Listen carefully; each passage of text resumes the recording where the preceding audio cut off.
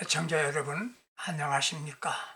저는 오늘 요한복음 11장 20절에서 22절 본문으로 해서 예수님만 계시면 만족합니다, 그런 주제로 말씀을 드려보겠습니다. 사람들에게 각자 무엇만큼 만족할 것인가 다를 것입니다. 사업하는 분에게는 자금만 있으면 되겠다. 그리고 시험에 임한 사람은 합격만 하면 되겠다, 그런 생각을 갖겠지요. 사막길 여행하는 사람에게는 뭐가 필요할까요? 물이 필요한 것입니다. 어느 분이 사막길 여행 중에서 물에 이탈하여 한가운데서 방황하게 되었습니다. 그는 너무너무나 갈증을 느끼게 되었습니다. 그에게 지금 필요한 게 무엇이었겠습니까? 마시는 물이었습니다. 어디선가 한 사람이 나타났습니다. 반갑게 대하면서 물을 달라고 요청을 했습니다. 물을 주는 겁니다. 물을 마시다가 이거 말고요, 콜라를 달라는 것입니다. 자기는 콜라를 너무 좋아하니 콜라가 생각이 납니다. 그렇습니다. 콜라는 물론 좋아하는 것입니다. 물은 필요하는 것입니다. 이 세상 살면서 우리가 필요한 게 뭐가 있겠습니까? 우리는 필요한 걸 잊어버리고 원하는 것만 추구하는 경향이 있습니다. 남녀가 서로 뜨겁게 사랑을 했습니다. 사랑하며 결혼했습니다. 여인이 난 이 남자만 있으면 아무 불만이 없겠다, 사랑하고 사랑만 하면 되겠다 생각하고 결혼 생활을 하기 시작했습니다. 만족했습니다. 근데 어느 날 갑자기 이 여인에게 불만이 생겼습니다. 부족하다는 것이에요. 돈을 벌지 못한다. 지금 뭐라고 하는 것이에요? 나 당신이 실망했습니다. 이렇게 말하는 겁니다. 그 여인도 처음에는 그 사람이 필요했고 사랑만 있었으면 행복할 줄 알았습니다. 그러나 그는 그걸로 만족하지 못하고 더 원하는 것이 있었다는 것입니다.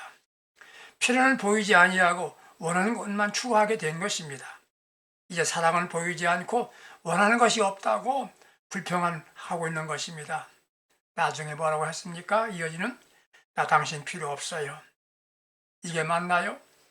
가만히 생각해 보세요. 사람과 사랑하는 것은 필요한 것입니다. 필요한 것이 있으면 만족하고 그걸로 행복해야 됩니다. 이게 인생을 잘 사는 것입니다. 미국의 32대 대통령이었던 프랭클린 루즈벨트는 몸이 불편했답니다. 아나 엘리나가 도움이 없이는 하루도 살 수가 없었어요. 휠체어를 타고 있던 루즈벨트가 아내에게 묻습니다. 나는 다리가 불편한 장애인이에요. 나를 지금도 사랑하고? 물었습니다. 아내 엘리나는 나는 당신 다리만 사랑한 게 아니라 당신 모두를 사랑했습니다. 그녀는 훌륭한 아내입니다. 그녀는 대통령을 사랑한 게 아니라 남편을 사랑했다는 것입니다. 건강을 원하는 게 아니다, 오직 남편만 필요한 존재였다는 것입니다. 오늘 본문으로 돌아가 봅니다. 예수님은 나사로 가정과 깊은 관계가 있었습니다. 나사로가 병들었다는 말을 들었습니다. 사람이 살다 보면 누구나 병들 수 있는 것입니다. 나사로 가정에서 사람을 보내어서 예수님이 오시라고 그랬습니다. 예수님이 즉시 오시지 못하고 나으리 오셨습니다. 이미 나사로는 죽었습니다. 나사로의 누이들이 이렇게 말합니다. 예수님만 계셨더라면, 여기 예수님만 계셨더라면 오라비가 죽지 아니하였겠나이다. 말하다도 마찬 같이 말합니다. 20절 말씀에 보게 되면 예수께서 일자오되 주께서 여기 계셨더라면 오라비가 죽지 아니하였겠나이다. 똑같은 말입니다. 그렇습니다. 예수님만 계시면 죽지 않았을 것이다. 예수님만 계시면 심령이 산다, 그 말이지요. 우리 가정에 예수님이 계십니까? 여러분의 마음속에 예수님이 계십니까? 십자가 붉은 빛은 있는데 그 교회 안에 예수님이 계신가? 예수가 계시지 않으니까 죽습니다. 심령이 죽습니다. 죽음 있는 곳에는 눈물이 있습니다. 우리만 우는 게 아니라 주님도 눈물을 흘리셨다고 말합니다. 죽음 있는 곳에는 울음소리만 들립니다. 처음 교회에 예수님이 계셨습니다. 예수님 계신 예배를 드렸습니다. 예수님 계신 기도였습니다. 언제부터인지 예수는 안 보이고 예수 이름으로 돈과 명예와 이익을 추구하게 되었습니다. 더 좋은 집보다 좋고 큰 자동차, 좋은 명예, 사람들이 알아주는 명사가 되고 싶어 합니다. 어린아이는 엄마만 있으면 만족합니다. 엄마 돈 벌어오지 않는지 아이는 관계가 없습니다. 좋은 아내라면 남편만 있으면 만족하다고 생각하고 삽니다. 여자다 돈이 없으니 필요 없다? 그건 잘못된 말이지요. 그가 필요한 것으로 만족하지 못하고 원하는 것만 추구하다 보니까 보여서는 안 되는 일들을 수없이 보이고 있다는 것입니다. 진짜 그리스도인이라고 한다면 예수님만 계시면 만족합니다라고 고백하는 사람들입니다. 신자, 병들고 예수님 계시지 않아서 나사로는 죽었습니다. 장례식을 마쳤습니다. 온 가족이 슬픔으로 죽은 지 나흘이나 지났습니다. 그때 우리 주님이 오셨습니다. 슬픈 가정, 자매들이 있는 곳에 예수님이 오셨습니다. 예수님이 오셨기 때문에 죽었던 사람이 살게 되었습니다. 이것을 뭐라고 말하나요? 구원이라고 말합니다. 예수님이 계시면 죽은 자가 살아납니다. 죽은 나사로가 살아났습니다. 이게 구원입니다. 죽은 심령이 사는 게 구원입니다. 예수님 오시니까 나사로가 살았어요. 예수 계시지 않으니까 죽음이 온 것입니다. 예수 없이 구원이 없습니다. 우리 마음속에, 여러분 마음속에 예수님이 계신가요? 한국교회 오늘 문제는 예수님이 계시지 않다는 것입니다. 예수 없이 예배드립니다. 생명 예배가 안 됩니다. 진정한 예배가 되지 못합니다. 예수님이 계신 예배야 생명 있는 예배이고 진짜 예배가 되는 겁니다. 예수 없이 찬양합니다. 죽은 찬양이지요. 봉사합니다. 봉사하면서 자기 만족을 얻습니다. 예수 없이 지도자가 되고 예수 없이 직분도 받습니다. 예배 장소에 주님이 계신가요? 예수 없는 종교, 예수 없는 설교는 강연뿐입니다. 강연일 뿐인 것입니다. 예수 없는 기도는 진정한 기도가 아닌 것입니다. 기도 아닌 종교 행사입니다. 예수 있어야 되는 것입니다. 예수님이 계시면 생명운동이 일어나게 되는 것입니다. 죽은 지 나흘이나 되었지만 예수님 오셔서 예수님이 계시니까 살게 되었습니다. 여러분의 삶 속에 예수님이 계시면 사는 역사가 일어납니다. 사업 현장에 예수님이 계셔야 합니다. 예수님이 계시면 죽은 심령도 삽니다. 예수님이 계시면 내 가정이 살고 우리 교회가 삽니다. 이것이 진정한 축복이 되는 겁니다. 예수님은 우리 마음속에 계시기 원합니다. 요한복음 1장 12절에 영접하는 자, 곧 그 이름을 믿는 자들에게는 하나님의 자녀가 되는 권세를 주신다고 말했습니다. 예수님 오셨어도 영접하지 않으면 나와 관계가 없습니다. 내 마음속에 나의 주님으로 예수님을 영접해야 됩니다.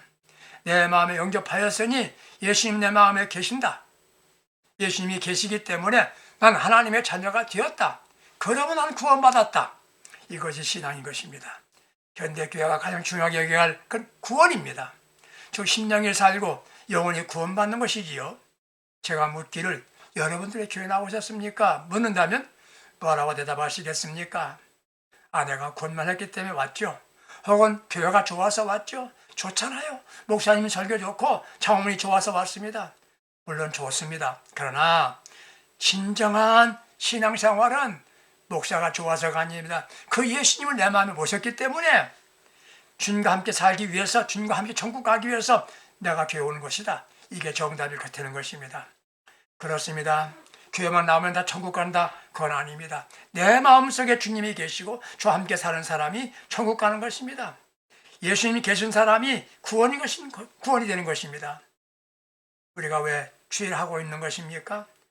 천국 가려고 하는 것이지요.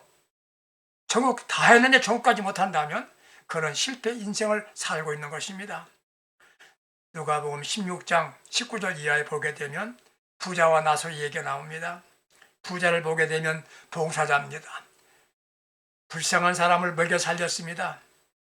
얼굴만 아니라 이름까지 알 수 있는 그만큼 친절하게 도와줬습니다. 그는 자작옷을 입었습니다. 훌륭한 사람이란 말입니다. 그런데 왜 그는 지옥 갔겠습니까? 한 가지입니다. 예수님이 계시지 않았다는 것입니다. 예수님이 계시지 않는 마음은 신앙이 아닌 것입니다. 저도 수없는 설교를 했습니다. 예수님 믿으면 구원받습니다. 구원 받아 못 받았나? 그게 중요한 거 아니겠습니까? 구원파가 말하는 구원 그거 아닙니다. 내 자신이 아는 거예요. 내 마음속에 예수님이 계시면 나는 구원 받는 겁니다. 구원의 확신을 가져라. 확신으로 구원받는 게 아닙니다. 내 마음에 예수님이 계신 것이 구원받는 것이지요. 어느 학생이 나는 서울대 간다. 확신 가졌어요. 그렇다고 그 사람이 서울대생 되는 겁니까? 합격해야 되는 것이지요. 입학분지사 와야 되는 것입니다. 그렇습니다. 예수님이 마음에 계신 사람은 천국 갈 통지서가 온 거나 마찬가지인 것입니다. 오늘 구원에 대해서 정확하게 가르쳐주지 않는 사람이 많습니다. 믿습니까? 아멘 하세요. 구주 시인하세요. 예수 내 구주 영접합니다. 따라하세요. 구원받았습니다. 이렇게 가르쳤습니다. 원만하면 구원받았을 것이다. 착각은 자유지만 책임은 누구도 지지 않습니다. 예수님 모시고 사는 사람이 바로 좁은 길로 가는 사람이에요. 예수님 말씀하십니다. 주여 자는 사마다 구원받는 게 아니다 말했어요. 누가 구원받습니까? 주의 이름으로 귀신 쫓았다. 그거 아니잖아요. 내 마음에 주님이 계시고 내가 주님의 뜻대로 사는 사람이 바로 구원받은 사람이 되는 것입니다. 누가복음 12장 13절에서 21절 보게 되면 예수님 말씀하신 부자 비유가 나옵니다. 밭에 소출이 많았습니다. 쌓을 곳이 없었습니다. 더 큰 곳간을 짓겠다고 생각을 합니다. 하나님 이렇게 말씀합니다. 오늘 밤 내 영혼을 찾으리니 그 예배당을 누구시 될 것이냐? 쌓을 곳이 없는 그렇게 풍성한 것이 있어도 여러분 우리는 어떻습니까? 교회를 짓습니다. 창고를 짓습니다. 자산을 정지시켰습니다. 확장 사업을 했습니다. 그런데 예수님이 계시지 않다? 이건 비극입니다. 지금 교회 잘 되나요? 창고 짓기에 분주하죠? 육신적인 계획 잘 세웠나요? 바쁘지요? 그런데 믿음이 무너지고 있지 않습니까? 신앙의 본질은 예수입니다. 예수. 다른 것은 비본질적인 것입니다. 우리의 삶 속에 주님이 계신가요? 미래의 계획은 틀림없나요? 예수 없는 계획, 예수 없는 비전은 의미가 없습니다. 내가 그런데 묻고 싶은 것이 있습니다. 우리에게는 무엇이 필요한가요? 정답은 예수만 계시면 만족합니다. 예수만 계시면 됩니다. 아멘입니다. 나의 필요는 이미 채워진 겁니다. 예수님이 계시면 슬픔의 집도 잔치집이 되는 것입니다. 사람이 웃는다는 것은 행복한 것이 아니겠습니까? 좋은 일이 있기 때문에 웃겠지요. 그런데 대신 웃음 대신에 슬퍼하는 이가 있습니다. 슬퍼할 수밖에 없는 이유가 생겼기 때문입니다. 사람이 언제 슬픔을 느끼게 되나요? 사랑하고도 사랑하는데 이루지 못하기 때문에 우는 젊은이가 있습니다. 웃음은 자체가 행복인 거예요. 경쟁을 했습니다. 졌습니다. 불안하기 때문에 우는 것입니다. 버림받은 여인이 웁니다. 창세기 21장을 보면 아브라함의 아들을 낳은 하갈이 사라의 학대를 받고 쫓겨납니다. 남편에게 버림받았습니다. 브엘세바 광야에서 방황하고 있는데 가죽 부대에 있어야 할 물이 떨어졌습니다. 아들이 죽어갑니다. 참아볼 수 없는 어머니가 목 놓아 웁니다. 나보다 아들이 죽는 것을 보아야 할 어머니의 슬픔은 견딜 수가 없어서 웁니다. 인간은 무엇이라고 할 수 있는 능력이 있는 것 같은데 그렇지 못합니다. 아무것도 할 수 없는 방법이 없는 상황을 맞이해서 울 수밖에 없었습니다. 마찬가지입니다. 베다니에 살던 마리아와 마르다, 일찍이 부모를 여였고 이제 의지하고 살아갈 오빠가 죽었습니다. 이들에게 절망이었습니다. 죽음 앞에는 모든 것이 사라진 것입니다. 그때 주님이 찾아오셨습니다. 죽은 오빠 나사로 살려주셨습니다. 이 집은 초상집이 아닌 잔치집으로 바뀌었습니다. 온 동네가 기뻐하고 잔치집으로 바뀌었습니다. 요한복음 12장 1절 이하 보게 되면 6월절 엿새 전에 예수께서 베다니에 오셨는데 예수께서 죽은 자 살리신 나사로가 살리신 이후에 그 온 집은 잔치집이 됐습니다. 주님만 계시면 슬픔도 기쁨으로 바꿔지는 것입니다. 우리가 잘 알고 있는 요한복음 2장 1절 이하에 예수님의 첫 번째 기적을 행하신 포도주가 모자란 집에 주님이 가셔서 예수님이 계셨기 때문에 그 집에는 좋은 포도주가 있게 되었고 모자람이 사라지고 풍성하게 남았습니다. 주님 찾아오셨네. 모셔 드리세요. 주님 모시고 사십시다. 주님 내 마음에 계시면 모자람이 없습니다. 주님이 계시면 슬픔의 변화 잔치집이 되는 것입니다. 예수님이 계시면 실패가 성공으로 바뀌어집니다. 사람이 세상을 살아가는 것 자체가 힘듭니다.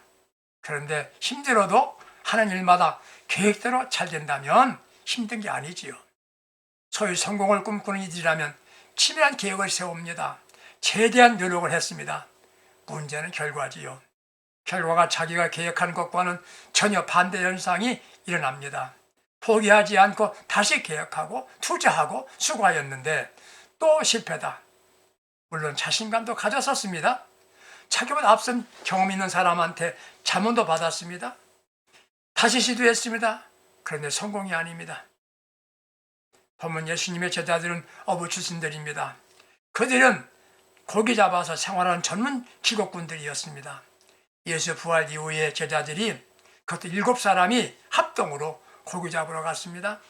그물을 던집니다. 그런데 고기가 잡히지 않습니다. 한 마리 잡지 못했어요. 요한복음 21장 5절에서 때마침 예수님이 오셨습니다. 물으십니다. 잡은 것이 있느냐? 없습니다. 장비도 있었고 기술도 있습니다. 수고도 있습니다. 그런데 고기를 잡아야 될 텐데 잡지 못했어요. 주님 오셨습니다. 오른편에 그물을 던져라. 이렇게 말씀하십니다. 누가 오른편에 던져보지 않았겠습니까? 전문가에게 목수 출신 예수님이 무슨 말씀 하시는 거예요?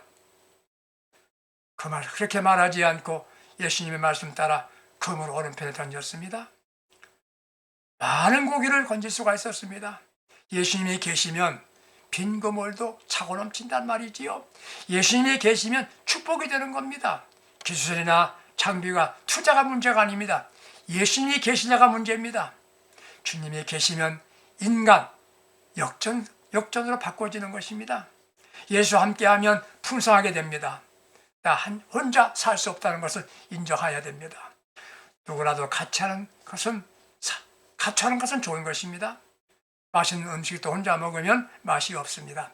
같이 먹을 수 있는 사람, 그것도 사랑하는 사람과 같이 먹으면 행복한 겁니다. 더 좋은 건 예수님이 계셔야 합니다.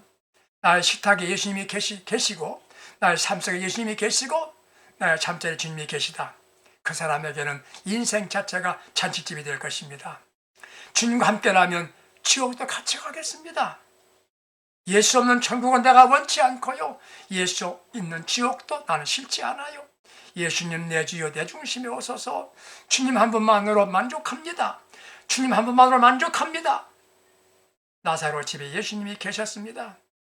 죽음이 삶으로 바뀌었습니다. 슬픔이 잔치집으로 바뀌었습니다. 주님이 오셔야 됩니다. 주님 오셨습니다.